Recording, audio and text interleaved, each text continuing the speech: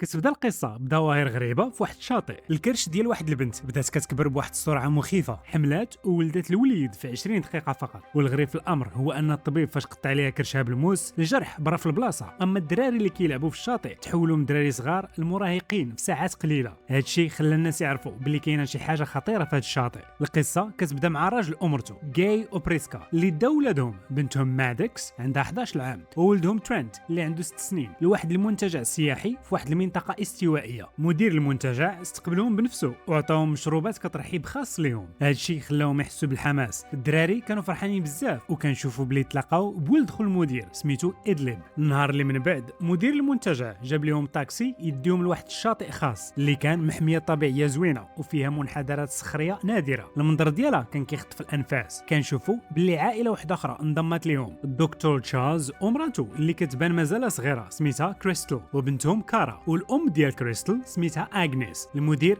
جاب لهم طاكسي خاص ولكن الشيفور ما وصلهمش حتى الاخر، حبس بعيد على الشاطئ شويه، عطاهم اعذار سخيفه ومشى بحالو. اضطروا انهم يهزوا الحوايج ديالهم ويكملوا على رجليهم. دازوا وسط الغابه وصلوا لواحد الممر ضيق بين المنحدرات. ملي دازوا منه دخلوا لواحد الطبيعه كتحمق. المدير ما كذبش، البلاصه كانت بحال جنه على الارض. لاحظوا باللي كاين شي واحد ديجا في الشاطئ. مادوكس عرف شكون داك الشخص في البلاصه، كان واحد المغني ديال الراب سميتو سيدان. كنشوفوا باللي كان مرفوع والدم كيسيل ليه من نيفو، باين باللي ما بغاش يهضر معاهم. مادوكس وترانت ولاو صحاب بالزربه مع بنت الدكتور كارا، وكنشوفوا باللي كيلعبوا الغميضه حدا الحجر. ترانت كان كيعوم في الماء وما لاحظش باللي شي حاجه كتطفو من وراه. ملي دار وشافها غوت بالخلعه. كلشي جرى لعندو ملي سمعوه، تصدموا فاش شافوا الجثه ديال واحد المراه زعرا كتطفو فوق الماء. مغني الراب قرب وما بانش عليه باللي مصدوم بالموت ديالها، حيت هو والبنت الزعرا كانوا بوحدهم تما قبل ما يجيو الاخرين. كلشي بدا كيشك فيه. جاي جبد التليفون باش يعيط للبوليس وشاف باللي ما كاينش الريزو تما. في ديك اللحظه وصل واحد الكوبل اخر للشاطئ، جيرين اللي هو فرملي وباتريشيا اللي هي طبيبه نفسانيه. ملي سمعوا باللي شي حد مات تخلعوا وحاولوا يمشيو بالزربه، ولكن بمجرد ما جيرين دخل الممر الضيق بين المنحدرات سخف. ملي فاق لقى راسو رجع للشاطئ وما كيتفكر والو من داكشي اللي وقع. من ديك اللحظه بدات الاحداث الغريبه كتوقع. اول حاجه هي ان اغنيس الام ديال كريستال البنت الزوينه ما بقاش كتنفس على غفله، واخا تشارلز حاول ينقذها بالاسعافات الاوليه ولكن ما قدرش يعتقها. الحاجه الثانيه وقعات ملي بريسكا شكات بلي ولادها اختفاو. سولات جيرين وباتريشيا واش ما شفتوش مادوكس وترانت. الكوبل قالوا ليها واش ولادك ماشي هما هذوك اللي قدامك. بريسكا شافتهم وتصدمت بزاف. ولادها كان عندهم غير 6 سنين و11 عام ولكن في وقت قصير كبروا ولاو مراهقين. مغني الراب شاف هادشي وحاول يهرب بالزربه. تشارلز رد ليه البال وحس بلي راه كيخبي شي حاجه ومشى كيجري من موراه بلا تردد، ولكن بمجرد ما دخلوا للممر الضيق بجوج بيهم بحال كيما وقع الجيري من قبل فقدوا الوعي ورجعوا للشاطئ. تشارلز شك باللي مغني الراب عنده دخل في هادشي، جبد موس وضربوا على وجهه، ولكن في اللحظه اللي من بعد الجرح برا في البلاصه. الاحداث الغريبه استمرت والناس اللي على الشاطئ بداو كيتخلعوا اكثر واكثر. تجمعوا باش يحاولوا يفهموا شنو واقع، وهما كيهضروا عرفوا باللي عندهم واحد الحاجه مشتركه. اولا كل عائله كان فيها شي واحد مريض بمرض مزمن. مغني الراب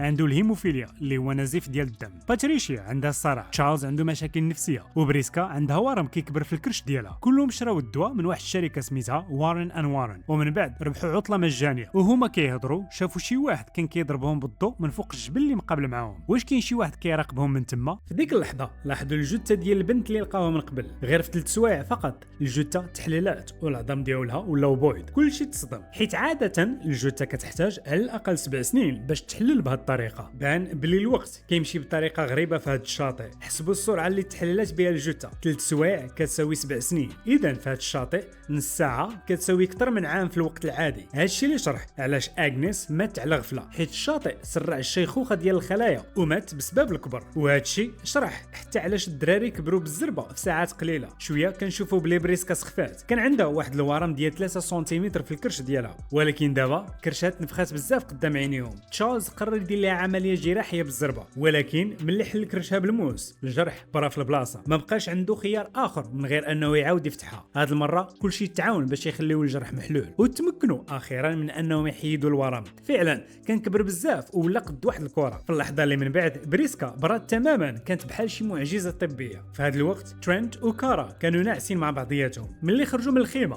الكرش د كارا كانت كبيره، بان بحال الا كانت حامله في شهرها الخامس ولا السادس. كلشي تصدم. قبل ما يقدروا يتفاعلوا كارا جاها المخاض. كنشوفوا باللي البيبي مات في قل من دقيقه من مورا الولاده، حيت ما قدرش يتكيف مع السرعه ديال الوقت اللي في الشاطئ. كارا ما قدرش تقبل الموت ديال البيبي ديالها، تسلقات المنحدر حيت بغات تهرب من تما باي باي وسيله، ولكن ملي يلاه كانت غادي توصل للفوق كنشوفوا بلي تجمدات وما بقاش كتحرك. القوه الغامضه ديال الشاطئ خلات كلشي يحس بالياس عاوتاني. تشارلز ما قدرش يتحمل الصدمه وجاه انهيار عقلي، جبد الموس وبدا كيضرب مغني الراب حتى مات. ملي الناس بدات كتموت جيرين ما بقاش قاد يبقى جالس، خاصو يلقى طريقه باش يهرب، وحيت الممر اللي بين المنحدرات ما خلاوهمش يخرجوا من قبل قرر انه يجرب البحر. تجاهل الاعتراضات ديال باتريشيا وعام بشجاعه وسط البحر. الناس اللي بقاو بداو كيجمعوا الافكار بناء على داكشي اللي عارفين، ربحوا عطله كجائزه من شركه الادويه. فاش جمعوها مع الشخصيه الغامضه اللي كيبقاو يشوفوها من فوق الجبل توصلوا لواحد النظريه مرعبه. هادشي كامل هو مؤامره من طرف شركه الادويه وكيستعملوهم كفئران تجارب بشريه. ديك اللحظه واحد الموجه كبيره جابت الجثه ديال جيرين للشاطئ، بان بلي الهروب عن طريق البحر حتى هو مستحيل. باتريشيا فاش شافت الجثه ديال رجلها ما قدرش تحمل الصدمه، جات واحد النوبه ديال الصرع ومات في البلاصه. من مورا ما دازت عليهم صدمه مورا صدمه جا الليل وتشارلز فقد السيطره تماما، شد الموس وبدا كيهاجم الناس اللي تما. بريسكا تصرفات بسرعه وضربت الدراع ديال تشارلز بواحد الشفره ماضيه، حتى الود ديال الصدى انتشر في الجسم ديالو وكنشوفوا بلي بدا كيتشنج وفي التاليمات. الزوجه ديال تشارلز كريستال كان المصير ديالها اسوء، كانت مرا شابه وزوينه بزاف ولكن دابا ولات بحال شي جثه كتمشى، حيت كانت دايره عمليه تجميل بزاف على الجسم ديالها كامل. ملي كبرات في العمر بسبب التاثير ديال الشاطئ الاثار الجانبيه كامله انفجرت في وقت واحد ومات بسبب الالم ديال العمليات الجراحيه. في هذه المرحله بقاو غير 4 من العائله ديال جاي، وحيت الجسم ديالهم كبر بالزربه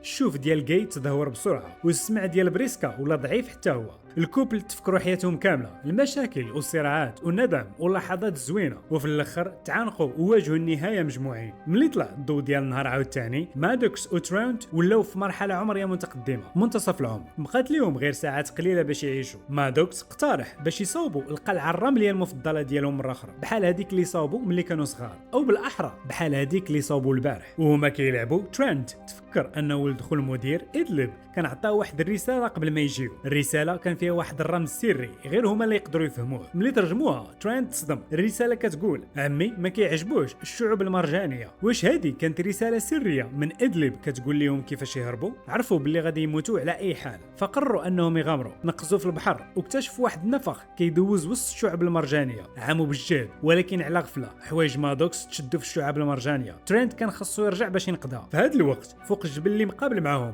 الراجل اللي كان كيراقبهم اخيرا شفنا الوجه ديالو، طلع هو الشيفور اللي جابهم للشاطئ. شاف الساعه ديالو حسب الوقت، كان متاكد بلي الخوت ماتوا. عيط للمدير ديال المنتجع وقال التجربه رقم 73 انتهت كما كانوا شاكين. من مورا هذا المنتجع كاين واحد المختبر سري ديال شركه الادويه. سنين من قبل اكتشفوا السر الغريب ديال هذا الشاطئ. الصخور اللي دايره بالشاطئ فيها معادن خاصه كتنتج اشعاعات وكتسرع الشيخوخه ديال الخلايا. دائره الاشعاعات خدامه غير في اتجاه واحد، ملي كتدخل ما تقدرش تخرج. اي واحد كيحاول يخرج كيفقد الوعي في البلاصه. هادشي على شركه الادويه دارت واحد الخطه شريره، داروا جوائز وهميه باش يجيبوا مجموعه ديال الناس اللي عندهم امراض مزمنه. عقلتوا فاش وصلت عائله جاي للمنتجع، المضيفه قدمت لهم مشروبات خاصه. هذيك المشروبات كانت في الحقيقه ادويه تجريبيه مصوبينها خصيصا لكل مريض، وحيت الشاطئ كيسرع الشيخوخه هادشي قصر بزاف وقت الاختبار ديال الادويه. مثلا مورا هاد التجربه المدير كان فرحان واعلن بلي الدواء جديد ديال الصرع ولا خدام. باتريشيا اللي كان عندها الصرع ما جاتها حتى نوبه لمده 8 سوايع في الشاطئ اللي كتساوي في الوقت العادي 16 عام. وكنشوفوا باللي حتى واحد في المختبر ما حس بالندم على الارواح اللي مات، كلهم فرحوا بالنتائج ديالهم. نشوفوا المدير كيوجد راسو وكان فرحان باش يستقبل المجموعه اللي من بعد، ومعاها اختبارات ديال الادويه الجديده. ولكن ملي المضيفه جابت المشروبات الترحيبيه الجديده كنشوفوا واحد الشخص ضرب الصينيه على الارض. كانوا هما مادوكس وترانت. بان باللي تحت الماء ترانت استعمل القوه ديالو كامله باش يهرس الشعب المرجانيه، وتمكنوا اخيرا انهم يهربوا بجوج. مشاو مباشره عند البوليس وكشفوا المؤامره المرعبه ديال الشركه ديال الادويه. ارواح اللي ماتوا في الشاطئ اخيرا تقدر ترتاح. وهكا سال الفيلم ديالنا. نتمنى تكونوا استمتعتوا. ما تنساوش ديروا لايك شير سبسكرايب وتهلاو في راسكم. مع السلامه.